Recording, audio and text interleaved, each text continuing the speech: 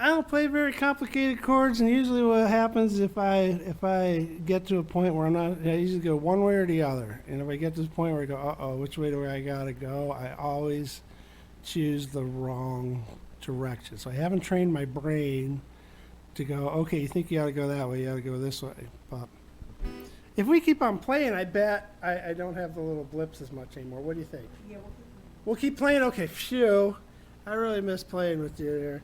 Hey, get me that hat over there. Yeah, now we're gonna switch hats. Have you seen like a hat switch and all that?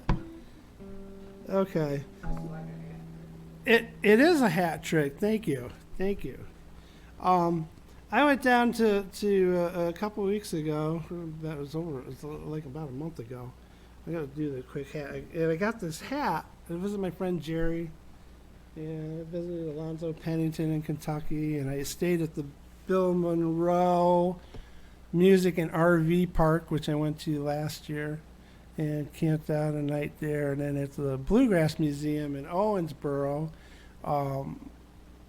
they had a lot of connected stuff. So like they had Uncle Penn's cabin at the Bill Monroe Music Park, and then at the Bluegrass Museum, they had Uncle Penn's fiddle right there in the first display, and all these people. Yeah, it was cool. But one in the gift shop, of course, you know, I like the gift shops. They had this hat. I was trying to figure out what it said. I didn't know what the story. It says the. So you know, I am the Harmonica Buzz, and I am the JT Sunden, and I am. Well, I'm not the dude. They made a movie about that guy. I'm not that guy. I am the good Buzz, JT Sunden, and this is the Buster Bradley, the legendary Buster Bradley. And they do. Yeah, I'm just the myth and the legend. So, you know, he's the real legend there. He does aviation artwork, and he's just, well, of my three favorite harmonica players in the world, two are in the room, and one, it's his birthday. So my favorite harmonica player is Phil Wiggins, and it's his birthday. Happy birthday, Phil. And for your birthday, Phil, I am not going to play Roberta or talk about you too much. So anyway, but Roberta I'm going to talk about Roberta. Roberta was it was probably the most important song that ever happened to me in my life. And I saw Cephas and Wiggins play in Rock Creek Park in D.C. And at the time, like, you know, with that Boston song with all the guitars, I didn't really trust music. You know, it's like, oh, it's kind of. And then, you know, I liked harmonica as a kid. There was a band called the Ozark Mountain Daredevils. And then around here, the Jay Giles band were extremely popular. They were a great party band. I mean, you'd walk down at Michigan State, and there'd be harmonica coming out of the dorm rooms. I mean, you just walk across campus and it'd be there, and played by this fella who, for the purposes of this conversation, shall remain nameless, but a great harmonica player.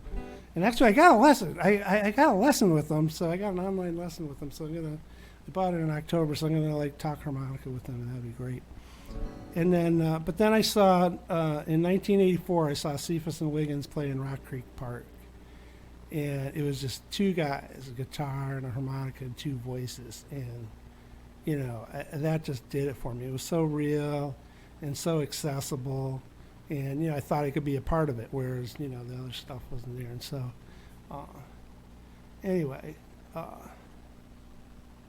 But I will. Oh, and then after John Cephas died, John Cephas, they came to the Great Lakes Folk Festival in 2008, and I went to Elkins, West Virginia, and that summer I got to spend a lot of time with John, and I absorbed a lot from Phil. I was in one of his classes, a morning class. It was like they had classes, so it's on this David Elkins campus. And so it was Blues Week. And so, like, okay, I'm going to, you know, go do the 9 o'clock class with Phil. You know, they have these great jams on this porch. You know, I'm just like absorbing it, you know. And then I get to the class, there's 25 harmonica players in there, and Phil's like, Jeff, you okay? I couldn't learn that way, so I quit that class and I did another one. Actually, I quit the morning classes so I could jam all night. And Phil, when I was on this hanging out with this Masters of Steel String Guitar tour in 2000, which was just like the great experience of my life. It was he would I wouldn't have I wouldn't be here if it wasn't for that, and I wouldn't have the friends I have, and I wouldn't have the job I've had for the last 8 years if it wasn't for that. I wouldn't know this guy. I wouldn't know you guys. So he would introduce me.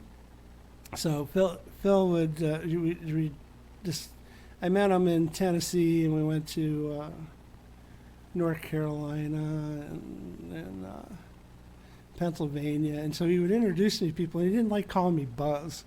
So he would go, and I was like the third car in a 2-car caravan, so I was like following around and that, and he would go up and introduce me, and he goes, and this is Jeff or Buzz. So actually, with all my with all the names I got,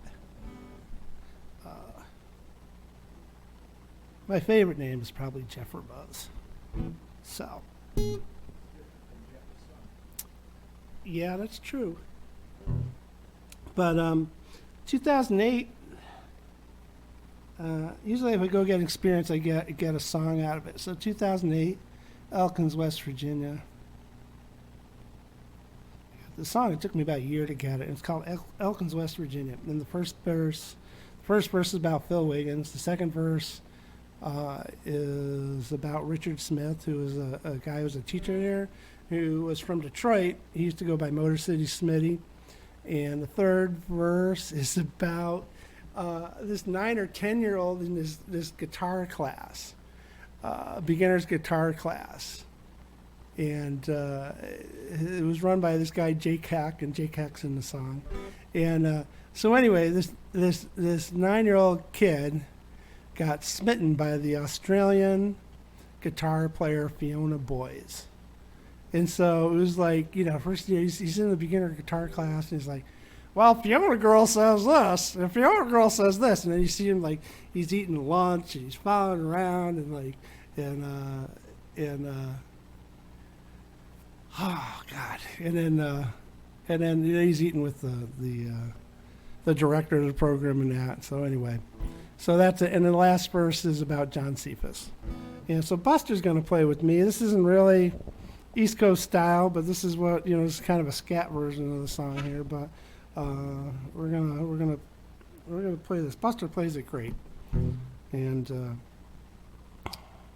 anyway, happy birthday, Phil Wiggins. I didn't play Roberta for you for your birthday. There he goes, Superman. He ain't got nothing but 10 holes of wood, brass, and tin. I think I'll go now and tug on his cape. Well, I'm in Elkins, West Virginia. Man, this is great. Now on Motor City Smitty, he's like the mayor of this town.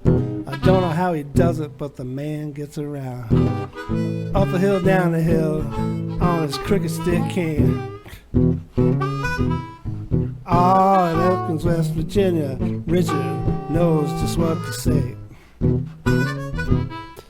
I wanted to talk with the boogeyman and I thought about what to say. We didn't talk about music, but the boogeyman can play. He can boogie, he can listen. That's how things come his way. Oh, in Elkins, West Virginia, boogeyman took me some brass with 3 Ks. Let's think about it.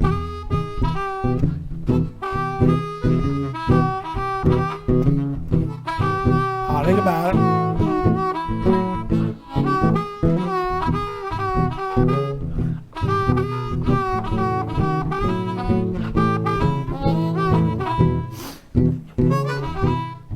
Heck, Jake, me, and the boogeyman saw it right before our eyes. Boy wandered walking with the Aussie of his eyes. Well, let me tell you now, that girl can really push them strings. Oh, in Elkins, West Virginia, boy wanted to learn this thing. He thought about it.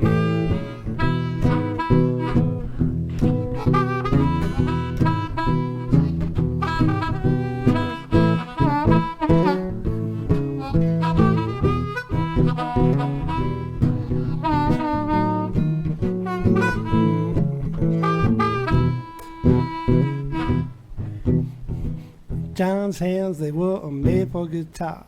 He called me next to him and let me play my harps. That voice, those hands, with me in the mix. Oh, Elkins, West Virginia, how many hearts have you fixed?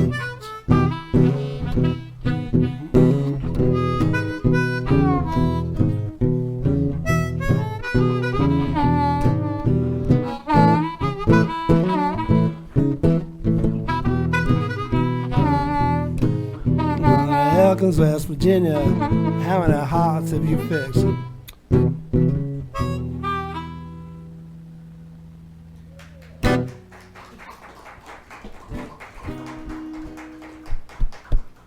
Oh, yeah. Okay. We're going to try this one. I'm going to do this one on my own here. And then this one is called, I don't know, you